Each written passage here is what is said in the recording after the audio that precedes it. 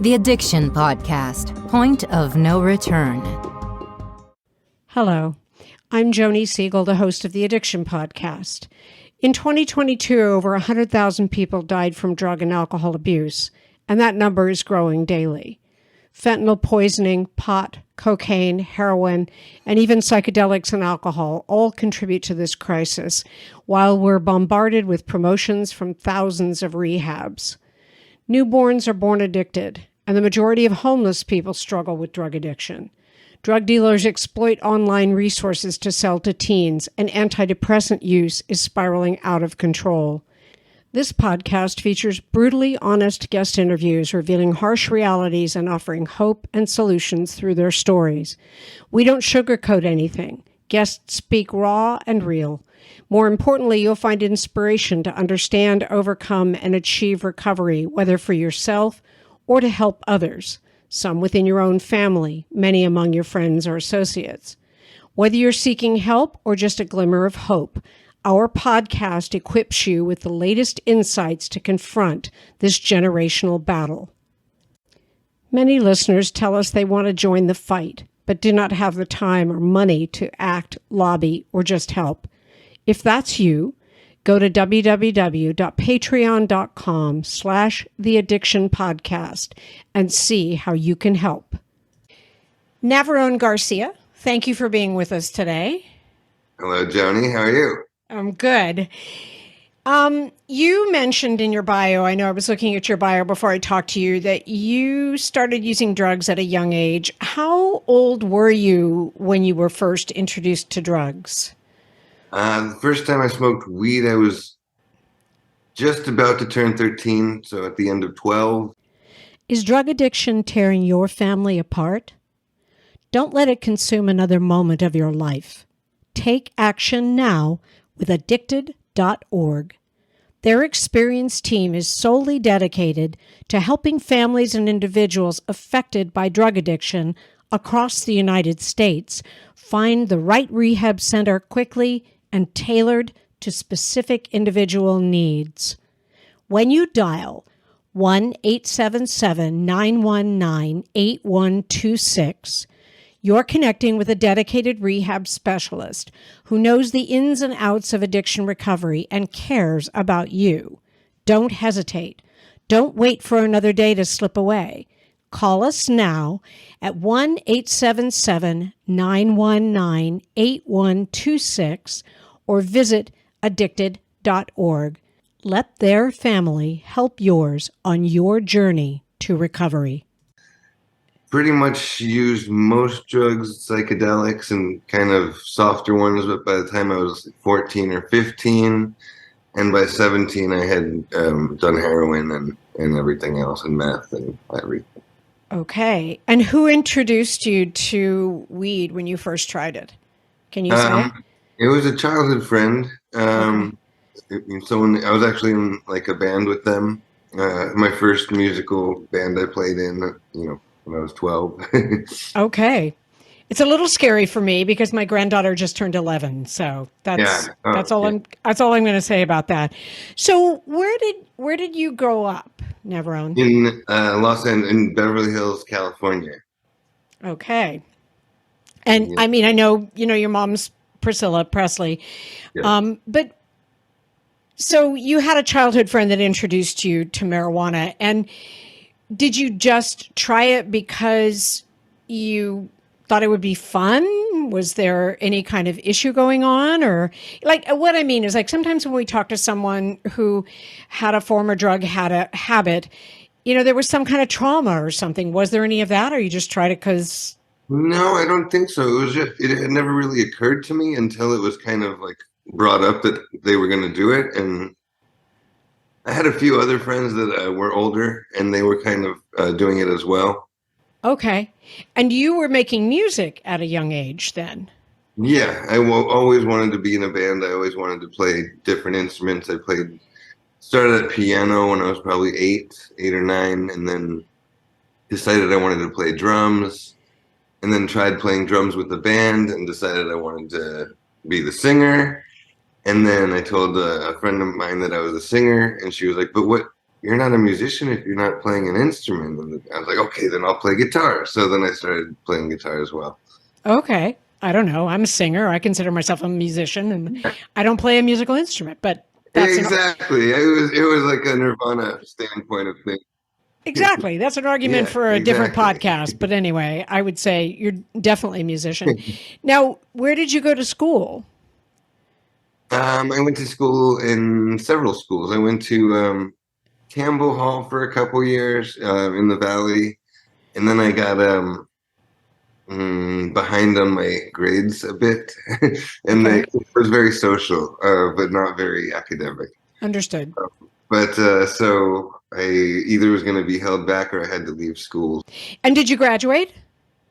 I did not. I actually got arrested on my lunch break for my hallucinogenic mushrooms. Ah, were you selling them or using them? Or No, I had bought a semi-large quantity, like an ounce of them, to do with all my friends. But I was the one that had got them and was storing them until we could use them, and kept them in my car for some reason, and it wasn't the best place. okay. And how old were you when you got arrested then? 17. Okay. All right. Did you go to jail? I went to a holding cell. I had to go there and call my mother and have her come pick me up and all that. Okay. Did she know prior to that you were doing drugs at all, or was that kind of the first awareness of Yeah, it? I mean, I had been caught with weed and stuff a few times. And then I think that's why I was keeping the stuff in my car. I got it. They would look in my room sometimes. I got it. So from weed, what did you? Oh, now you're on hallucinogens in your story. Are you using Yeah. hallucinogenics? You said in your little bio that you sent that you eventually got onto fentanyl. How did that come about, and when did that come about? So that came in 2015. Okay. And it's like a very noticeable mark in time that like you had never seen fentanyl, you'd never heard of fentanyl. And the way that it works on the West Coast is we always got our heroin was from Mexico and from down there where it comes as black tar heroin. And on the East Coast, it comes, I think, more from Pakistan or Thailand or, the Middle East or Thailand, where it comes as more pure. It's like white China. Okay. And I'd always, like, it's supposed to be, like, more pure. And I was shooting heroin. So it's supposed to be better for your veins or whatever to shoot if you're using white China as well. So I always was trying to find that, but it didn't really exist in California. So all of a sudden, all of the dealers now said, "Do you want the black tar or do you want the white China?" And they would say white. I would say I want the white China. And then I actually checked myself into rehab, and before I went in, I did a shot of a speedball, coke, and heroin. I thought it was heroin, and they gave me a drug test when I came into rehab, and I said, I'm going to test positive for coke and heroin. And they came back and they said, well, you tested negative for heroin. And I said, how is that possible? I literally just shot up in your bathroom. And I don't know, and so I said, okay. And called my drug dealer. I said, why how am I not testing positive for heroin? And he said, oh, it's fentanyl. And Oh. I think I had a shiver through my body. I didn't realize that that's what I had been doing that whole time. And I had, I am lucky that I never overdosed personally, for one. Yeah. Extremely lucky that I didn't overdose the first time I did it, that I didn't overdose in general. But I had close calls with friends as well that Sometimes the hardest thing about getting someone into recovery is getting them to agree to treatment. Bobby Newman, a certified drug counselor with 30 years experience and an over 85% success rate as an interventionist, has created a series of 12 videos that you can use right now to learn every step to get your loved one to agree to treatment. Call 866-989-4499 today and say the word podcast to get a 10% discount. Or go to newmaninterventions.com and type in the word podcast for a 10% discount. This service comes with a free 1-hour consultation with Bobby. Many listeners tell us they want to join the fight, but do not have the time or money to act, lobby, or just help. If that's you, go to www.patreon.com/theaddictionpodcast and see how you can help. That I would,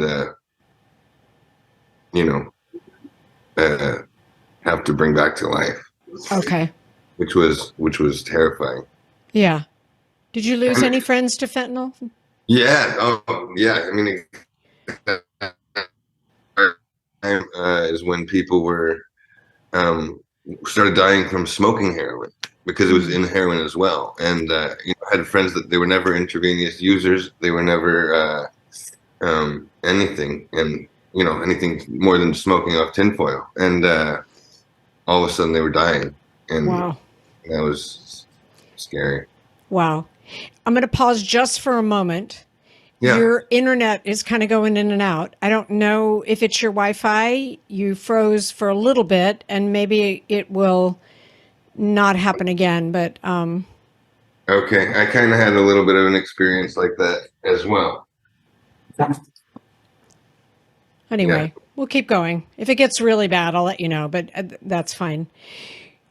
Navarone, what made you go to rehab when you did? So I had been a few times. I had gone on a cruise with my mom to the Greek islands, and I had never really. That's the other thing, is I had never really experienced withdrawals for a long time in my use. I didn't really use often. I only used periodically, and until it became, every day. And I thought, a cruise with my mom and family, that sounds like a great place to dry out, or to not use for a week. So I said, I'm just not going to bring anything, I'll be fine. Then I had no idea what withdrawal was like. And we got on the cruise, and we got to, Italy, and I started to not feel so good, like right away. It was 18 hours to get there, 12 hours, whatever it was. I started to feel the withdrawals. I said, I don't feel so good. So all of a sudden I started trying to go to every pharmacy in Italy, saying, I need Oxy, I need, something. And they said, you need a prescription. And I'm thinking, do I break a finger? What do I do here? It was very, panic. And then we got on the boat, and I went to the doctor. I was like, I don't feel good. He's like, we don't really deal with withdrawal. Like, that's your problem. I was like, no, I need some of these. Like, I'll give you 10 of these, but that's going to have to last you the whole time, and which only lasted a day. And then, or 2 days. And then the rest of the trip, I didn't sleep from the time we left until the time we came back. I didn't sleep the whole trip, and I was just in the fetal position the whole cruise. Wow. And that was the first time my mom knew that I had a problem with heroin. That was the first time she knew. I got it. We came back from the cruise, and my cousin was on the cruise as well, and he was concerned, and they did an intervention, which I was not very happy about, and I wasn't quite ready to go to rehab at the time. Right. But they wanted me to go to rehab, and I left. I just got up and I left the rehab. I said, how long do I have to be here for? They're like, you don't have to be here at all. Okay. No, I don't have to. Okay. So, yeah. Okay. Yeah. Then I'm not going to be here. Yeah. Yeah. So they said, okay, we're going to put a sober companion with you. And he was with me for 90 days and he was taking me to an outpatient. But he was with me the whole time. Um, and I kept doing the outpatient and they would say, okay, you did your 30 days. We think you need another 30 days. And I was like, you can keep me here as long as you want, but as long as, I'm going to use as soon as I leave here. Like, I don't want to stop yet. Right. So that took, it took, and that was the first time I went to rehab. The second time was when I checked myself in and they said that had changed to fentanyl. Right. And then the third, I didn't go to rehab after that. I actually had a girlfriend that, that actually became my wife later on, that, lived in Switzerland. And, I was going there, and the first time I went, I had to bring some fentanyl with me, and I used the last little bit literally on the way to the airport. If I had brought any less than that, I would have been like, at some point in Switzerland. And I came back and I said, I want to go back, but I want to go for a month, and I don't want to worry about bringing a kilo of fentanyl with me to Switzerland. Could be problematic. Yeah, exactly. So, I said, okay, I'm gonna quit. I don't care how bad it gets. I'm just gonna test and see how bad it was. Like it became like a personal test to see how bad it could possibly get, because I had seen how bad it got and always, gave in at a certain point. And I said, let's just see how bad it actually gets. And can I get through it? Yeah, exactly. And it got really, I didn't sleep for 22 days. Oh my God. Yeah. And at day maybe 10, I called my mom and I said, I gotta come to your house and not be well for a little while. And all you were doing was fentanyl at that time. So that was coming off of fentanyl? You are listening to the Addiction Podcast, Point of No Return. For more information on the podcast, or to reach out if you have a story you would like to share with us, go to our Facebook page by the same name, or you can email us at theaddictionpodcast@yahoo.com, or go to our website, theaddictionpodcast.com. And please remember to subscribe to our podcast wherever you listen to podcasts and give us a 5-star review.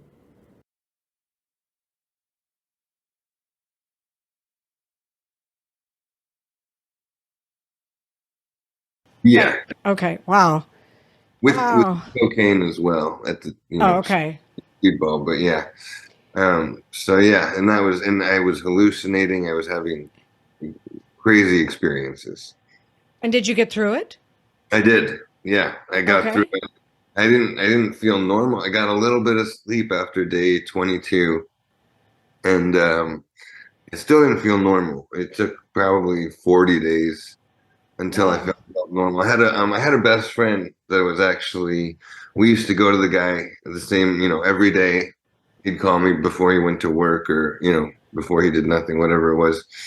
And he said, let's go meet the guy. And we would both get, 2 bags. Sometimes he would get 3. And he was using a little more than I did even. And one day he was just like, oh, I'm not going to go. And I was like, yeah, that's funny. Like, okay, I'll see you tomorrow. Like, for sure I'll see you. Didn't even worry, because, when we bought it together, it was a little bit cheaper. So I kind of relied on going with him to see the guy. So I was like, oh, that sucks, but I'll see him tomorrow for sure. Right. And the next day came, he's like, nope, not going. I was like, no way, that's crazy. Like, wow. And so, like, and he never came back for it again. Wow. So I wanted to go to Switzerland and I wanted to stay for a little. So I was like, man, how did you do that? He's like, oh man, it takes like 4 days, man, 4 days until you like start feeling okay again. I was like, okay, you say 4 days. Let's try. I can do it for 4 days. Do 4 days. Yeah. So I went 4 days, and it hadn't even started to get as bad as it got, Right. but it like started to get pretty bad. So I messaged him. I'm like, dude, I'm at day 4, and I'm really not feeling good. He's like, oh no, it's 8 days, 8 days, and you'll be good. And I was like, okay, well, I did 4 already. I'm halfway there. All right, let's do another 4. So I went 4. And I'm like, dude, this is like 4 at day 8 was like pretty bad. Still no sleep for 8 days straight at this point. I'm like, I was slapping. Like, he's like, oh, 14 days, 14 days, and you're gonna be golden. I was like, okay. And he pretty much just led me on like that until he's like, bro, I've heard of, because like you get really sneezy, you get a lot of like, achoo, achoo. Okay. And I was like, dude, I'm still sneezing. He's like, oh, yeah, dude. Like, by the time I got out of it, he's like, oh, yeah, I've heard of people having that for like 50, 52 days. Like, I was like, oh, my God. Now you tell me. Yeah. And he's like, I couldn't tell you. He's like, if I told you how bad it was going to be, like, you wouldn't have done it. Exactly. Yeah. Now, Yeah. is he still clean and sober? Yeah, I went. He was Okay. the best man at my wedding. I was the best Oh, at his wedding, and he's married, and he's all good now. Yeah. wow. Okay. Yeah. So was that when you finally got clean? Was that 22 days when you went to Switzerland? Was that 2020? Yeah, that was in 2020. Okay. I did stay clean. I was clean for about 2 years, and then I was talking to a friend of mine, and I was like, it's a real shame that there's fentanyl and everything, because me and him used to use together, and had the same guy. And I was like, it's a real shame there's fentanyl. 'Cause we used to have a good time. Now everybody's dying, blah, blah, blah. It's fentanyl. And he's now addicted to fentanyl. He's still using. Oh, But okay. he was like, our old guy's still around, and he doesn't touch that shit. And I was like, really? There's like still pure heroin in the world? And he was like, yeah. I was like, all right. Yeah, and I got his number, and I tested if there was still, something without fentanyl. And so I did go back to heroin for about 9 months. Okay. And then it started, I like to travel. I have family in Brazil. They're actually here visiting right now. That's him coughing. But, so I've been dope sick in a lot of countries. And I've thought that I could travel, and I've thought that I could, bring enough with me, but still be scared to bring any, but know that I have to bring some. And it was just a whole scary traveling dilemma. And so once I traveled and been sick so many places, it's just not something I would rather travel. And I know that that's my chain that would hold me here. So it helps me, know that I won't be able to travel if I have that problem. Okay. So that's kind of what got you sober, was that you wanted to travel and you weren't going to take drugs with you. Yeah, exactly. And I bought a house. I live in Brazil half time. Yes. And actually Brazil doesn't really have any opioid problem, really. Interesting. Yeah, their biggest, hardest drug there is like crack. Okay. I think they've said that fentanyl may be starting to make a little bit of an appearance there. Not surprised. It's a real shame, because they don't even have any oxy or prescription problem, really. Wow. Definitely not with heroin. Wow. And so now you're relatively clean and sober, maybe a little weed now and again, but you're not doing any hard drugs anymore. Yeah, no, nothing hard, nothing that keeps me stuck where I am. Okay. Yeah. Are you doing music? I did. Yeah. I did go to YouTube and listen to a couple of the songs from Them Guns. Are you still part of Them Guns? Yeah, Them the Guns is still a band. They're all my good friends for years now. I've known Kyle, the keyboard player, for 20 years. He's always been there for me, which is awesome. They've stuck through me with a lot, so that's really cool. And I did actually the solo version of Hallelujah. I recorded in Brazil with some of the really amazing Brazilian musicians. Is that one on YouTube?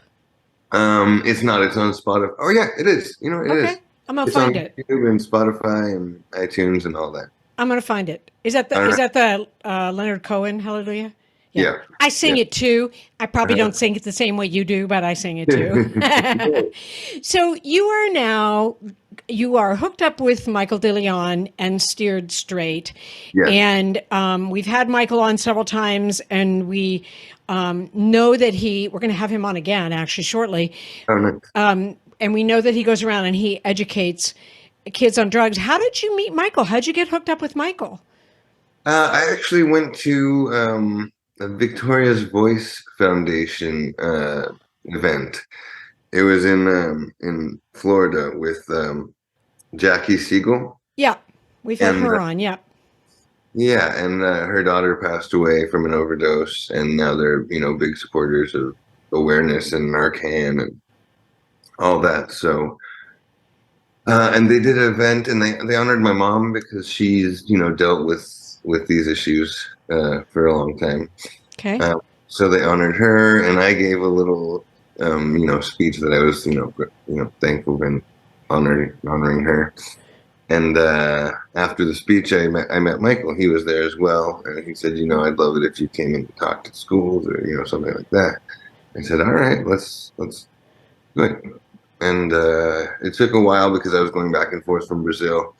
But when I got back, I said, hey, I'm back. Is there any availability that you want me to go to schools? And he said, yeah. And so I've gone to a few with him so far. And what do you say when you go to the schools, when you talk to these kids? What do you say to them? Oh man, it's tough. It's really tough because I'm not Mr. Straight Edge, really. I'm not really opposed to. I mean, I am opposed. It's such a tough situation because if things were the way that they were when I was young, I wouldn't be opposed to them trying something. I would give them awareness, that this can become a problem later on. But now with fentanyl, it's so scary because they're putting it in everything. And so I can't say that I'm okay with, you trying this or trying that occasionally because there could be fentanyl in it. So my big thing is fentanyl awareness. And now, vaping as well. I actually was vaping when I went to the first event that Michael does. Okay. And he gives all the facts, and it's I thought it was better for you to, or a good way to quit smoking. And Right. he gives all the facts, and it's truly scary. And so I put down my vape. I was gonna say, did you give Michael your little Yeah. vape machine? Because I know a lot of the kids do that when he goes and Yeah, talks. yeah. So they turned them in after his little speech and Yeah. or his Yeah. big speech. So you turn yours But- in. That's Yeah, good. so I turned mine in after the speech. Okay, good. Well, listen, thank you for talking to us today. I know of people that we've reached out to be on the podcast, and frankly, they don't want to share their story, and I understand that, and I respect that. But I appreciate someone such as yourself who, is willing to share their story and, talk about it, and also get in front of kids at schools and educate them on, on why not vape and what the dangers are and the dangers of fentanyl. Yeah. I appreciate what you're doing. Do you have kids? No, I don't. Okay. That's one of my fears is to bring a kid up in this world, and there's so many dangers these days that There are, but you are well educated and you know what to look for. And you will be able to educate your kids in a realistic way rather than, I never had a drug habit, so when I would talk to my kids, it was more from a viewpoint of what I knew, but not what I had experienced. And you've experienced, so you can be real with kids like you are now when you go into schools and say, listen, I'm talking to you from my own history. I'm not a doctor in a white coat saying, say no to drugs, and anyway, I think you'd be a good father, and I think you would have. Yeah, thank you. You could help your kids, but you are still married, right? The long distance was really tough. Okay. We still have a lot of love for each other, but at the moment, it's not working the long distance. I'm sorry to hear that, but I Yeah. have high hopes for your future because it sounds Yeah, like you're really making a change and making a difference, and I applaud you for that. Thank you for being with us today. Yeah, of course. Thank you. Take care. All right, goodbye. Thank you for listening today. There's a young man who, really pulled up his own bootstraps and is majorly clean and sober. Still uses a little weed now and again, but he's doing much better, and he's getting out there and talking about fentanyl and educating kids, which is very important because they're dying. We'll be back again with another interview next week.